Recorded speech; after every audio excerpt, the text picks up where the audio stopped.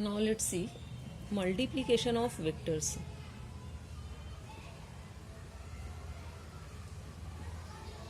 Multiplication of vectors. अगर हम एक वेक्टर को वेक्टर के साथ में मल्टीप्लाई करें तो जो नई फिजिकल क्वांटिटी मिलती है वो या तो स्केलर क्वांटिटी होगी या वेक्टर क्वांटिटी होगी. अगर दो वेक्टर्स को मल्टीप्लाई किया जाए, वेक्टर ए और वेक्टर ए को मल्टीप्लाई किया जाए तो मल्टीप्लिकेशन का जो भी रिजल्ट मिलेगा it may be a scalar quantity, it may be a vector quantity. अगर हम स्केलर को स्केलर के साथ में मल्टीप्लाई करते हैं, स्केलर क्वांटिटी को अगर स्केलर क्वांटिटी के साथ में मल्टीप्लाई किया जाए तो रिजल्ट हमें हमेशा स्केलर मिलते हैं.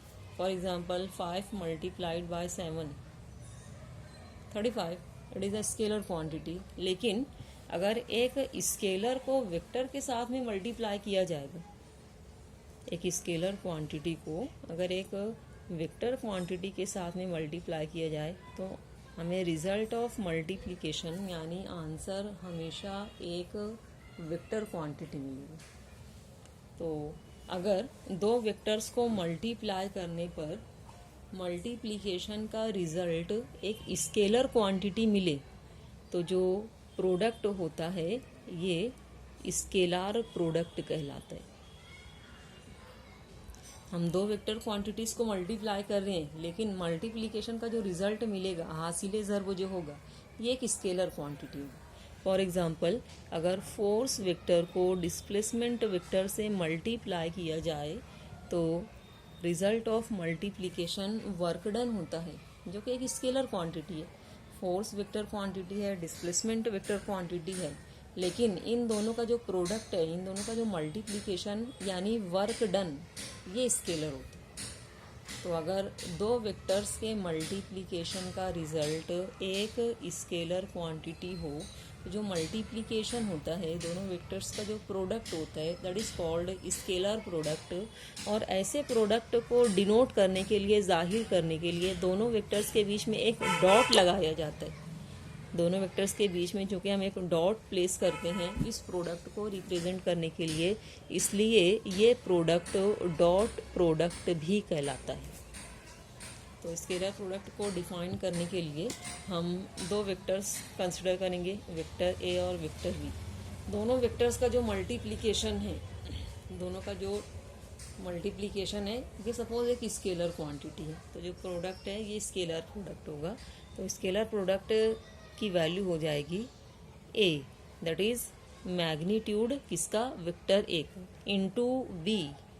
यहाँ पर बी क्या है, दूसरे वेक्टर का, वेक्टर बी का मैग्नीट्यूड, इनटू कॉस थीटा. यहाँ पर थीटा इन दोनों वेक्टर्स के बीच का एंगल है. वेक्टर ए और वेक्टर बी के बीच का एंगल है. इन दोनों वेक्टर्स को हम मल्टीप्लाई कर रहे हैं. इन दोनों का जो डॉट प्रोडक्ट या स्केलर प्रोडक्ट होगा किसके बराबर होगा, A B into cos theta. जहाँ पर ए वेक्टर ए का मैग्नीट्यूड है. मैग्नीट्यूड कैसे लिखते हो, वेक्टर नोटेशन नहीं बनाने ऊपर. अगर वेक्टर नोटेशन नहीं बनाओगे तो ये मैग्नीट्यूड को रिप्रेजेंट करेगा. Into B, B vector B का मैग्नीट्यूड है, इंटू कॉस थीटा कोसाइन है दोनों वेक्टर्स के बीच के angle. So the definition of dot product will be A B into cos theta. The dot product of two vectors, vector A dot vector B, the dot product of two vectors is equal to the product of magnitudes of the two vectors into cosine of the angle between them. This is the definition of vector product. Magnitudes के product और इसका multiplication किसके साथ में, cosine of the angle between the two vectors. So we can define dot product as product of magnitude of the two vectors into cosine of the angle between these two vectors. Now let's see the characteristics और properties of dot product.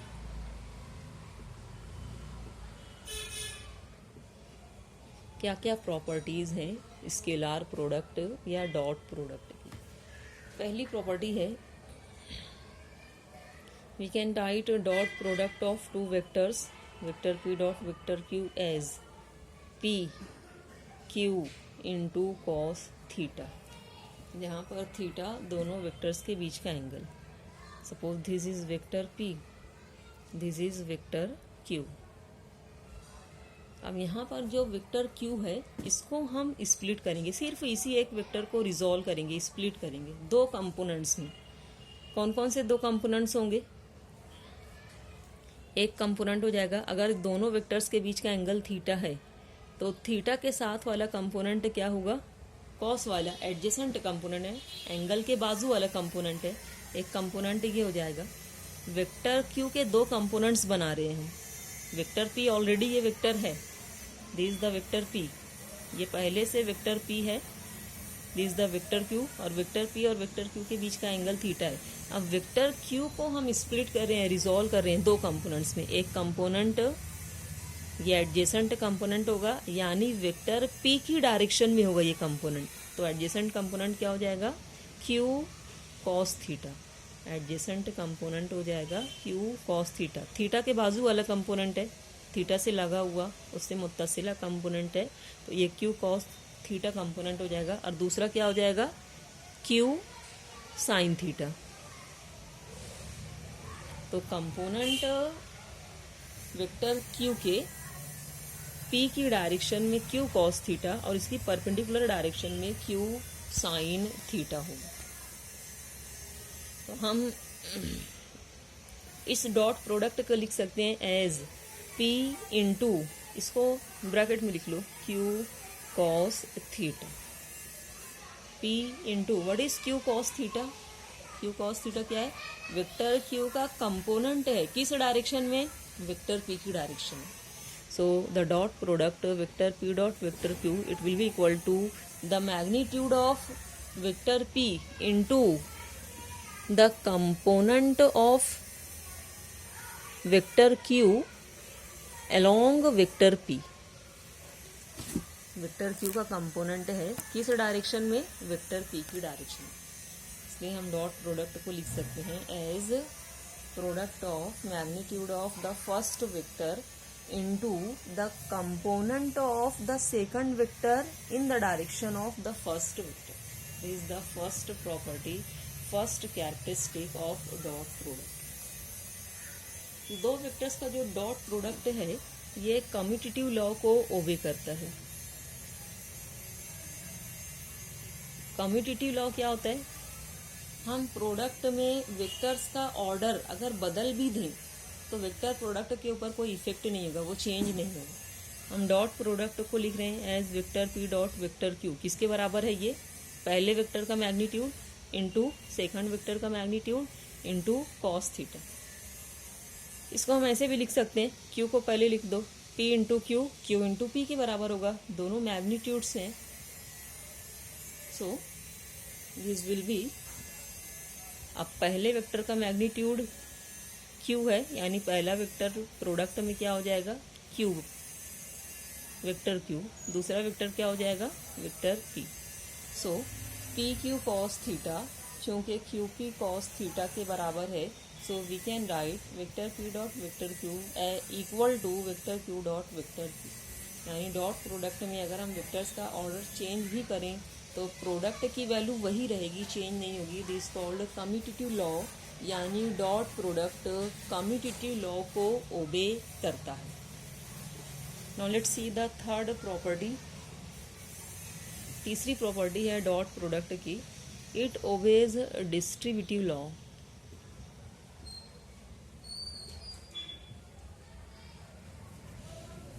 अगर तीन vectors हैं, vector P, vector Q, vector R, then vector P dot vector Q plus vector R, it will be equal to vector P dot vector Q plus vector P dot vector R. Here this multiplication is distributed over addition. इन दोनों vectors के addition के साथ अगर पहले vector का dot product लिया जाए तो इसकी वैल्यू सेम मिलेगी। किसके बराबर मिलेगी? Vector P dot vector Q plus vector P dot vector R के बराबर। वी हैव सीन पहली प्रॉपर्टी क्या थी, याद है, vector P dot vector Q, definition dot product की, पी क्यू कॉस थीटा। अब अगर एंगल थीटा दोनों वेक्टर्स के बीच का ज़ीरो हो, वेक्टर पी और वेक्टर क्यू अगर दोनों पैरेलल होंगे, दोनों के बीच का एंगल ज़ीरो होगा, तो कॉस थीटा की वैल्यू, कॉस ज़ीरो की वैल्यू कितनी हो जाएगी, 1। यानी vector P dot vector Q it will be equal to P into Q into cos 0 1। It is dot product दो वेक्टर्स का जो एक दूसरे के पैरेलल हैं, किसके बराबर मिलेगा, it will be equal to the product of their magnitudes, p into Q.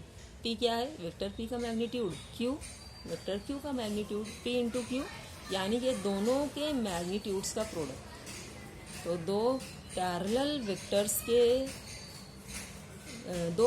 Vectors का डॉट प्रोडक्ट दोनों के मैग्नीट्यूड्स के प्रोडक्ट के बराबर है।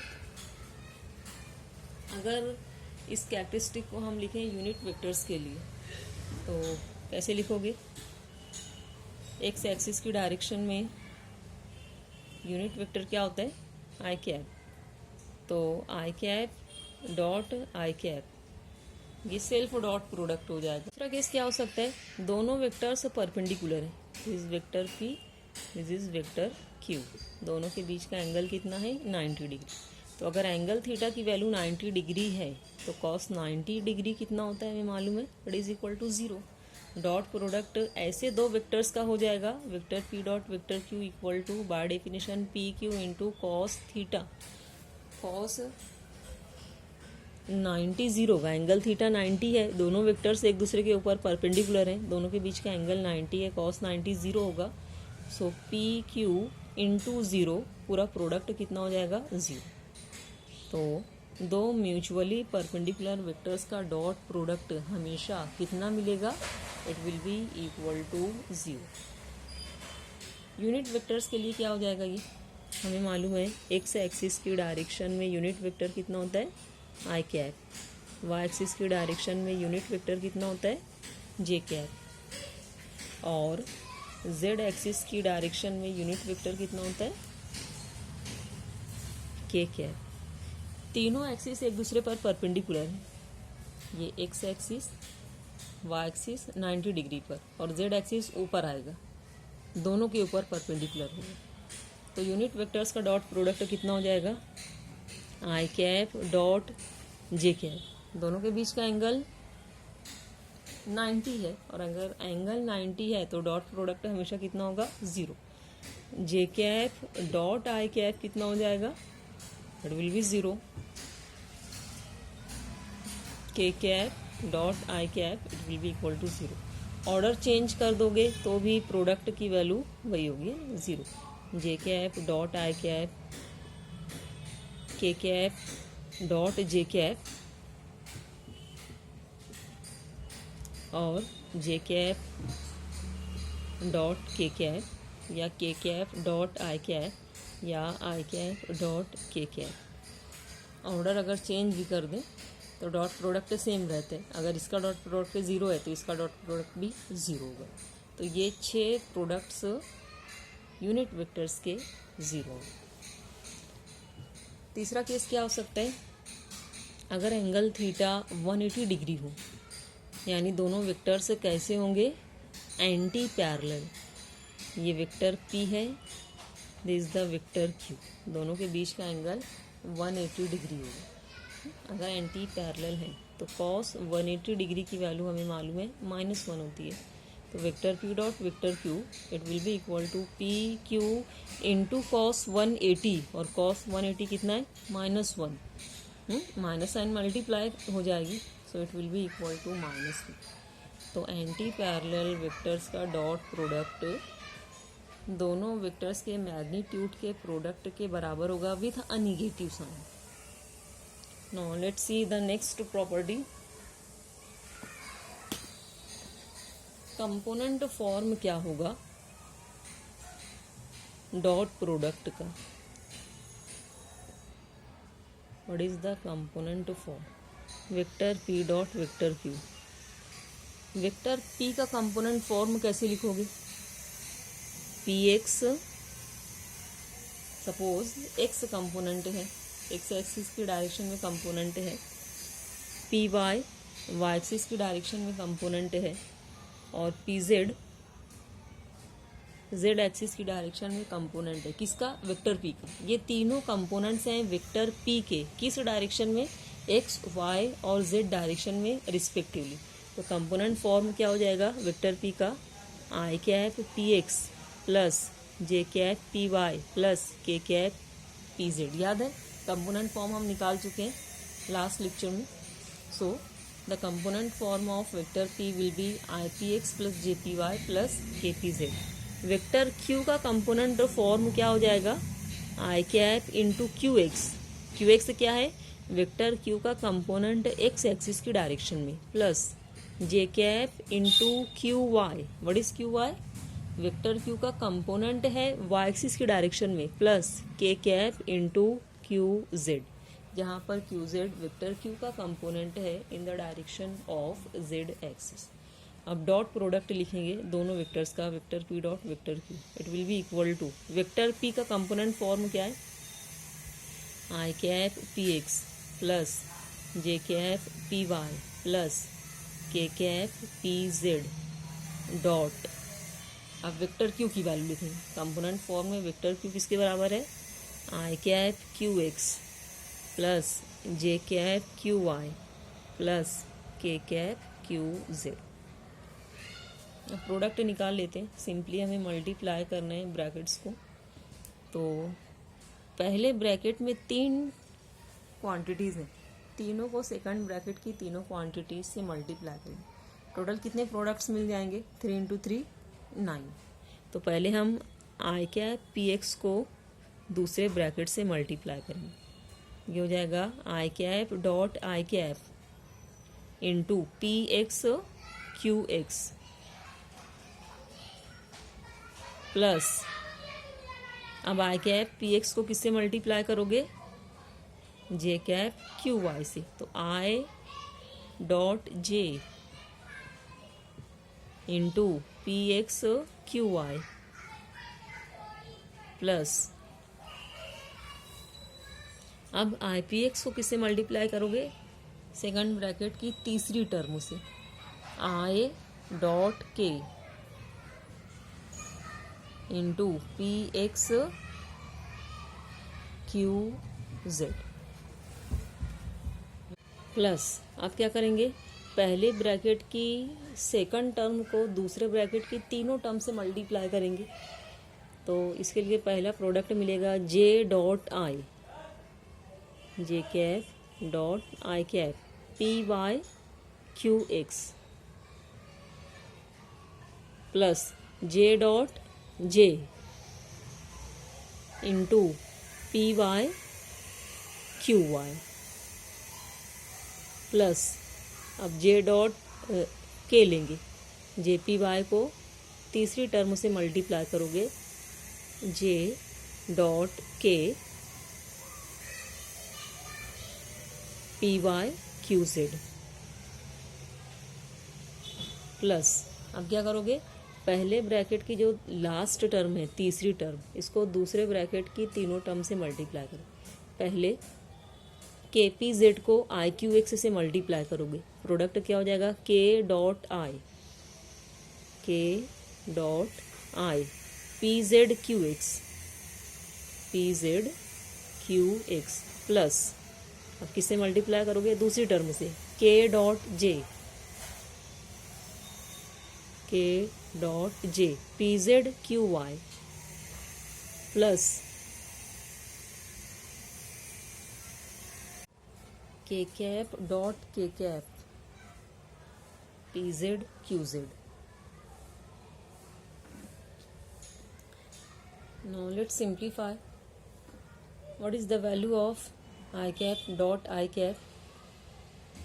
पैरेलल वेक्टर से हैं, वही वेक्टर है एंगल 0, और डॉट प्रोडक्ट किसके बराबर होता है? 1 के बराबर होगा। दो पैरेलल वेक्टर्स का dot product vector P dot vector Q P into Q के बराबर होगा। अगर एंगल थीटा 0 है तो यहाँ पर ये यूनिट वेक्टर्स हैं, I cap dot I cap, पहले वेक्टर का मैग्नीट्यूड आई कैप का magnitude 1, second vector I cap का मैग्नीट्यूड 1 इंटू 1, यानी I cap dot I cap कितना हो जाएगा, it will be equal to 1। तो I cap dot I cap 1 होगा, J cap dot J cap 1 होगा, के कैप डॉट के कैप 1 होगा। और परपेंडिकुलर वेक्टर्स का डॉट प्रोडक्ट हमें मालूम है कितना होता है, 0 होता है। Vector P dot vector Q 0 होगा अगर एंगल थीटा कितना होगा, 90 डिग्री। तो यूनिट वेक्टर्स आई और जे परपेंडिकुलर हैं, इसलिए इनका डॉट प्रोडक्ट कितना हो जाएगा, 0। ये डॉट प्रोडक्ट 0 होगा, 0 into P X Q Y, ये भी 0 हो जाएगा, यानी पूरी टर्म 0 हो जाएगी। I cap dot K cap, ये भी 0 हो जाएगा। J cap dot I cap, it will be 0। J cap dot K cap 0 हो जाएगा। के cap dot I cap 0, K cap dot J cap 0। ये तमाम वेक्टर्स म्यूचुअली परपेंडिकुलर हैं, इसलिए इनका डॉट प्रोडक्ट 0 है। I cap dot I cap 1 into P X Q X, P X Q X, plus this term is 0, this is 0, this is 0। J cap dot J cap 1 into P Y Q Y, it will be P Y Q Y, plus ये dot product 0 है, this is 0, this is 0, plus K cap dot K cap 1 into P Z Q Z, P Z into Q Z. तो component form dot product का हो जाएगा P X Q X plus P Y Q Y plus P Z Q Z. अगर दो vectors हैं, vector A और vector B, तो दोनों वेक्टर्स का डॉट प्रोडक्ट कंपोनेंट फॉर्म में क्या होगा, दोनों के एक्स कंपोनेंट का प्रोडक्ट प्लस दोनों के वाई कंपोनेंट्स का प्रोडक्ट प्लस दोनों के जेड कंपोनेंट्स का प्रोडक्ट। तो vector A dot vector B ये हो जाएगा A X B X plus A Y B Y plus A Z B Z.